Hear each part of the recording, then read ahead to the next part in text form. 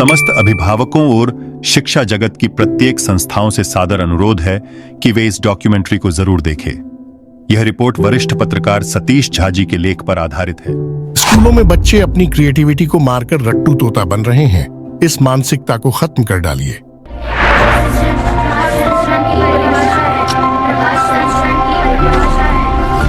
बच्चों को तोते मत बनाइए, उन्हें सोचने दीजिए, उन्हें बनाने दीजिए।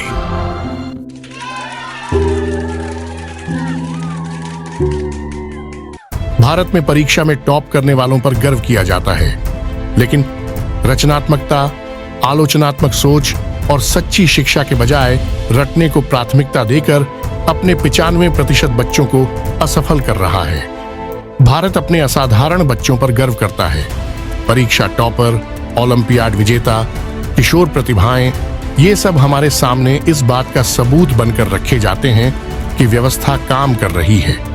लेकिन यह एक खतरनाक भ्रम है। 1.4 अरब की आबादी वाले देश की शिक्षा व्यवस्था का स्वास्थ्य केवल शीर्ष 5% बच्चों से नहीं आंका जा सकता। असल सवाल है कि बाकी 95% बच्चों के साथ क्या हो रहा है। वे बच्चे जो गांवों, कस्बों और महानगरों की कक्षाओं में चुपचाप बैठे रहते हैं, जहां वे ज्ञान नहीं, आज्ञाकारिता सीखते हैं, जिज्ञासा नहीं, सावधानी अपनाते हैं। भारत की शिक्षा समस्या केवल पहुंच की नहीं है। दाखिले बड़े हैं, इमारतें बनी हैं, योजनाएं फैली हैं। संकट कहीं गहरा है। सीखने और आज्ञा मानने के बीच, बुद्धि और स्मृति के बीच, शिक्षा और परीक्षा के बीच एक घातक भ्रम। इस भ्रम में रचनात्मकता केवल उपेक्षित नहीं होती, उसे व्यवस्थित रूप से बुझा दिया जाता है। बिहार, झारखंड, उड़ीसा के सरकारी स्कूल में जाइए, मुंबई के नगरपालिका स्कूल में जाइए या राजस्थान, हरियाणा, उत्तर प्रदेश समेत अनेक राज्यों के ग्रामीण स्कूल में हर जगह वही दृश्य। बच्चे एक स्वर में पाठ रटते हैं। 2 2s are 4, 2 3s are 6, 2 4s are 8। Quiet now। Black board से नोट्स उतारते हैं, अनुभव से कटे हुए परिभाषाएं याद करते हैं। शिक्षक अक्सर ईमानदार लेकिन थके हुए और कम तैयार पाठ्यक्रम और परीक्षा को जीवन रेखा मानकर पकड़ते हैं। ऐसे माहौल में कल्पना बोझ बन जाती है, सवाल करना व्यवधान, मौलिकता खतरा। ये बच्चे कमजोर नहीं हैं, वे औसत दर्जे के नहीं हैं। वे उस व्यवस्था के शिकार हैं जो चुप्पी को अनुशासन और दोहराव को कठोरता समझती है। उनमें जिज्ञासा है, आविष्कारशीलता है, सहज बुद्धि है, लेकिन साल दर साल उनकी प्रवृत्तियों को सुधारा जाता है। उन्हें सिखाया जाता है कि सफलता का मतलब है अनुकरण, सुरक्षा का मतलब है नकल और बुद्धिमत्ता का सबूत है वही याद करना जो किसी और ने पहले कहा। इस संकट के केंद्र में शिक्षक की भूमिका की गलत समझ है। आज की शिक्षा में पढ़ाना केवल जानकारी पहुंचाना माना जाता है, पाठ्य पुस्तक से कॉपी तक की डिलीवरी सेवा। लेकिन सीखना कुछ और है। सीखना रूपांतरण है। यह वह प्रक्रिया है जिसमें बच्चा विचार जोड़ता है, मान्यताओं को परखता है, मानसिक ढांचे बनाता है और अज्ञात में जाने का आत्मविश्वास पाता है। जो शिक्षक केवल सामग्री पहुंचाता है वह बदला जा सकता है स्क्रीन से, रिकॉर्डिंग से या अब एल्गोरिदम से, लेकिन जो शिक्षक बच्चे को सीखने में मदद करता है वह अपूर्णीय है। वह मार्गदर्शक है, उत्प्रेरक है, संभावनाओं का शांत वास्तुकार है। भारत अपने शिक्षकों को इस भूमिका के लिए तैयार नहीं करता। उन्हें पाठ्यक्रम पूरा करने, कक्षा नियंत्रित करने और परीक्षा की तैयारी कराने के लिए प्रशिक्षित करता है। इस तरह समाज के सबसे महत्वपूर्ण पेशे को महज दफ्तरी अनुपालन में बदल देता है। भारत की परीक्षा दीवानगी इस तानाशाही का सबसे साफ उदाहरण है। परीक्षा बचपन का केंद्रीय सिद्धांत बन गई है। वे दर्जा तय करती हैं, अवसर तय करती हैं, आत्मसम्मान तय करती हैं और अक्सर परिवार की इज्जत भी।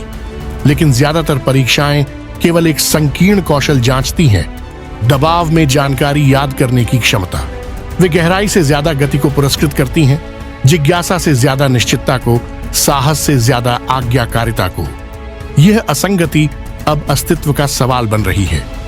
कृत्रिम बुद्धिमत्ता पहले ही गणना, पैटर्न पहचान और जानकारी जुटाने में इंसानों से आगे निकल चुकी है। वह निबंध लिखती है, डिजाइन बनाती है, रोग पहचानती है। लेकिन जो वह नहीं कर सकती और जो इंसान अब भी कर सकते हैं वह है मौलिक विचार। कल्पना करना कि जो अभी नहीं है उसे कैसे बनाया जाए, दूर के विचारों को जोड़ना, अस्पष्टता में निर्णय लेना। रचनात्मकता अब विलासिता नहीं है, यह जीवन रक्षा का कौशल है।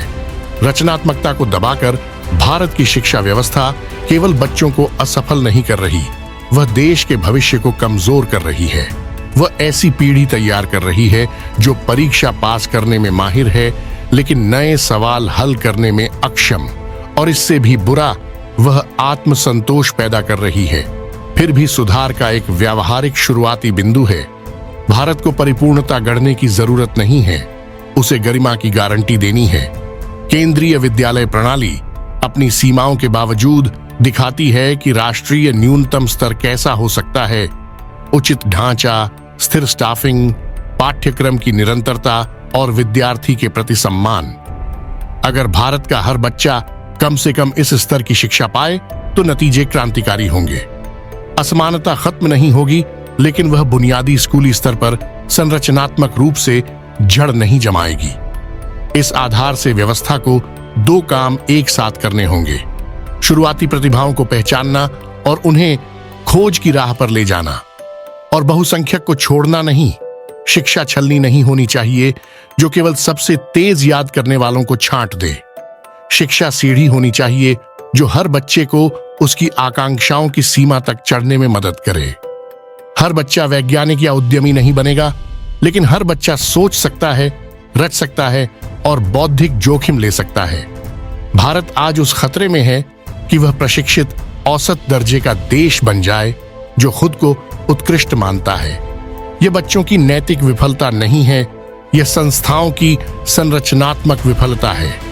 हमारे पास असाधारण मानव पूंजी है, जिज्ञासु, लचीले, कल्पनाशील युवा। इस क्षमता को पुराने तरीकों और गलत प्राथमिकताओं से बर्बाद करना केवल अक्षम्य ही नहीं बल्कि गैर जिम्मेदाराना है। अगर भारत सचमुच एक रचनात्मक, आत्मविश्वासी और निर्णायक राष्ट्र बनना चाहता है तो उसे वहीं से शुरू करना होगा जहां से हर भविष्य शुरू होता है, कक्षा से।